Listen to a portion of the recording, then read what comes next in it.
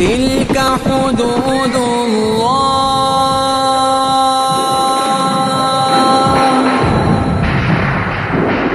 تلك حدود الله فلا تعتدوها ومن يتعد حدود الله فأولئك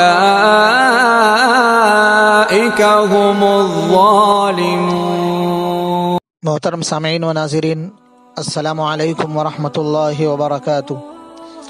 آج کے مختصر کلپ میں میں آپ کے سامنے شرک کیا ہے اور اس کی کتنی قسمیں ہیں اس پر مختصر روشنی ڈالوں گا۔ محترم ناظرین، شرک کے معنی شریک اور حصے کے ہیں، یعنی اللہ تعالیٰ کے ساتھ اللہ تعالیٰ کی ذات میں یا صفات میں یا عبادات میں کسی کو شریک کرنا اور حصے دار بنانا، یا کسی کی ایسی ہی تعظیم کرنا، ایسی ہی عظمت کا لحاظ رکھنا جیسی اللہ تعالیٰ کی جاتی ہے۔ اور یہ بات جاننا چاہیے کہ شرک حرام ہے اور تمام گناہوں میں سب سے بڑا گناہ ہے، اور جو کہ ایمان کو ختم کر دینے والا ہے۔ محترم ناظرین، کچھ گناہ ایسے ہوتے ہیں جن سے ایمان کمزور ہو جاتا ہے لیکن ایمان ختم نہیں ہوتا۔ کچھ گناہ ایسے ہوتے ہیں جن سے ایمان ہی ختم ہو جاتا ہے، پھر وہ اللہ تعالیٰ کی نگاہ میں قرآن و حدیث کی روشنی میں ایمان والا باقی نہیں رہتا بلکہ غیر مسلم قرار پاتا ہے۔ جس طرح جسمانی بیماریوں میں کچھ بیماریاں انسان کو کمزور کرتی ہیں، لاغر کرتی ہیں، لیکن انسان کی موت کا سبب نہیں بنتی، اور کچھ بیماریاں لا علاج ہوتی ہیں، جان لیوا ہوتی ہیں، جس سے موت یقینی ہوتی ہے۔ اسی طرح شرک یہ ایمان لیوا بیماری ہے۔ شرک کے وائرس سے ایمان ہی کا خاتمہ ہو جاتا ہے۔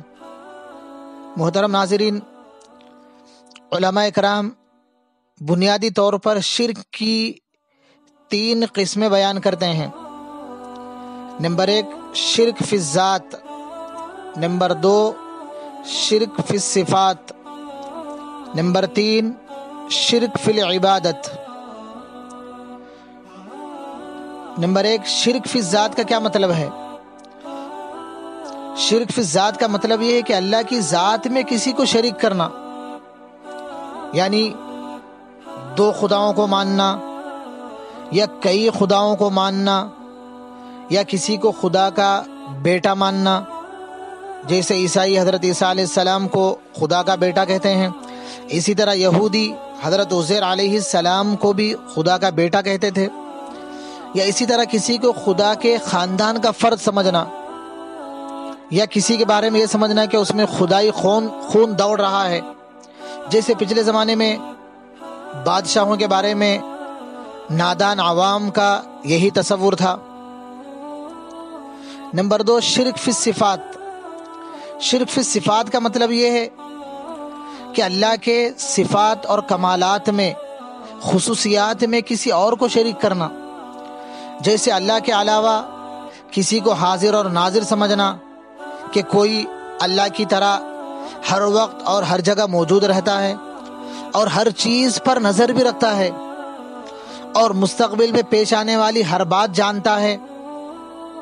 اسی طرح اللہ کے علاوہ کسی کو صاحب قدرت اور طاقت سمجھنا، اللہ کے علاوہ کسی کو نفع اور نقصان کا اختیار والا سمجھنا، اللہ کے علاوہ کسی کو زندگی اور موت کے فیصلے کرنے والا سمجھنا، اللہ کے علاوہ کسی کو روزی دینے والا سمجھنا، اللہ کے علاوہ کسی کو بگڑی بنانے والا سمجھنا، اللہ کے علاوہ کسی کو اولاد دینے والا سمجھنا، اللہ کے علاوہ کسی کا اولاد لینے والا سمجھنا، اللہ کے علاوہ کسی کو عزت اور ذلت دینے والا سمجھنا، اللہ کے علاوہ کسی کو سب سے زیادہ عطا کرنے والا سمجھنا، اللہ کے علاوہ کسی کے حکم کو اللہ کے حکم کے برابر سمجھنا، یعنی خطا کے امکان سے بالکل مبرہ اور خالی سمجھنا۔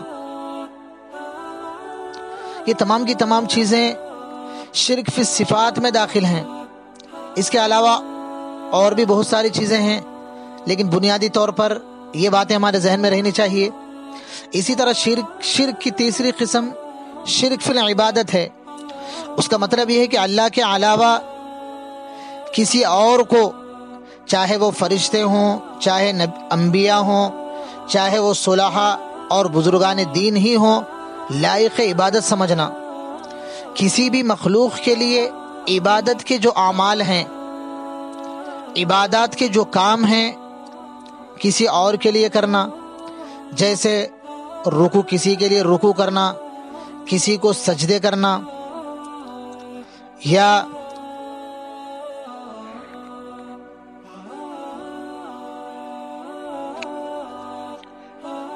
کسی کے نام پر جانور ذبح کرنا، یعنی خوشنودی حاصل کرنے کے لیے، ان کو خوش کرنے کے لیے ان کے نام پر جانور ذبح کرنا۔